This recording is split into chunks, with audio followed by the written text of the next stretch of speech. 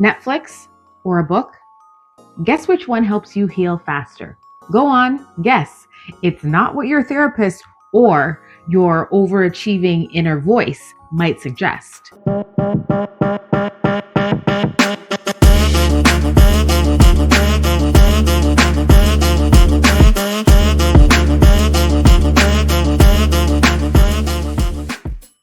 But it's backed by research, my personal meltdown, and sometimes binge watching is the better medicine. Yep, I said it.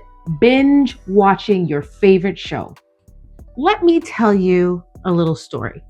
This story is about me. At the beginning of this year in 2025, there was a time I was in crisis. Life was falling apart and I couldn't breathe. I felt so overwhelmed. And what did I do? Well, I grabbed a stack of my self-help books, all the classics that I had. And I thought, if I just learn enough, I can get through this mess. But every time I opened a book, I couldn't focus.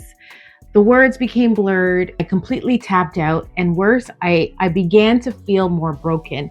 I began to feel more lost because not only was I in crisis, I couldn't even read my way out of it. I thought I was supposed to. The books kept telling me to journal, to process, to reframe my beliefs, to do this, that, and the next thing. But then my body, she said, put the damn book down. Kizzy, you can't handle this. So I laid there and I turned on the TV. I put on Bridgerton of all things, and suddenly I felt joy again. I felt pretty much not inspired, but I felt better. I felt maybe even regal, just kidding. But maybe I could now get up and reclaim my peace because I took time to just watch a show. And so after binge watching the whole season with no regrets, my mind felt clear. I was now ready to receive whatever I needed to do, not because I pushed, but because I paused. I didn't push, I paused. And it turns out I wasn't alone. I'm not alone in this process. So according to a study from the Canadian Mental Health Association, nearly 1 in 2 Canadians report experiencing intense stress or burnout when something bad happens. Our cognitive function drops. So what does that mean?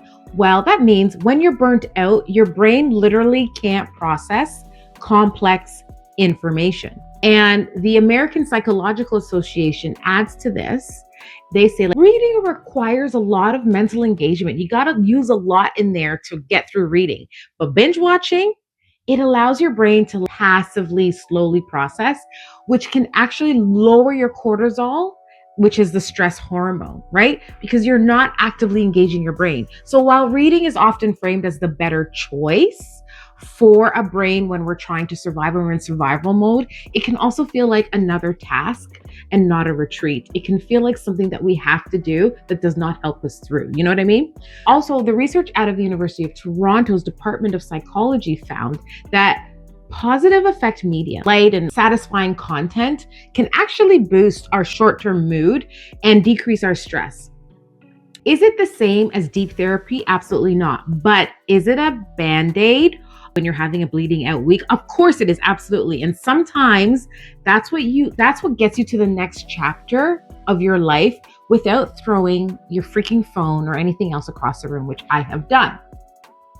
Plus, controlled escapism isn't avoidance, it's strategy. So when I say escapism, like sitting there and watching TV, especially when you're intentional about it. So this happiness effect that we often hear about, it's real. In fact, people who engage with more joyful or humorous media when we're going through a hard time, you might experience more of a measurable shift in your mental well-being, even more than those who just traditionally reach for the book and read a book. Here's the thing, like hold on for a second. I'm not saying throw out all the books that you have on your shelf.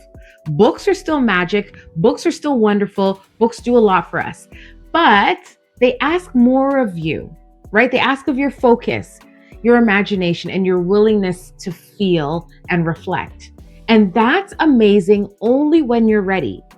But if you are in a place where you just can't even get there, like you're emotionally hungover, like you're done, a book might feel like too much for you. And you need to, you just don't want to do that. So you need to basically just sit down and take a nap, and that's okay. Because healing isn't just about doing the right thing. It's about knowing like what your body needs. It's about reading your body and what it needs right now. I want to walk you through or introduce you to what I've created, my Comfy Coach 5-step recipe for healing through binge watching. Yes, there is a method to the comfy madness, I might tell you. So the first thing that you need to do is you need to choose your comfort or your genre. Is it reality TV? Is it rom-coms? Is it whatever? Old school reruns? Pick something that feels safe and joyful to you.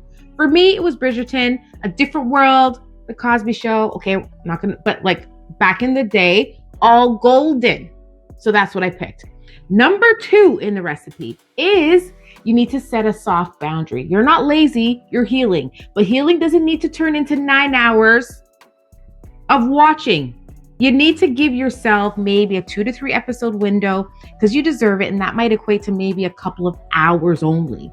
Number 3, pair it with some snacks, with no guilt snacks. Listen to me, healing doesn't count if you're feeling guilty while you're doing it. Go ahead and grab your snacks. Get your blanket and put on your fuzzy socks and let's get on that couch or in that bed.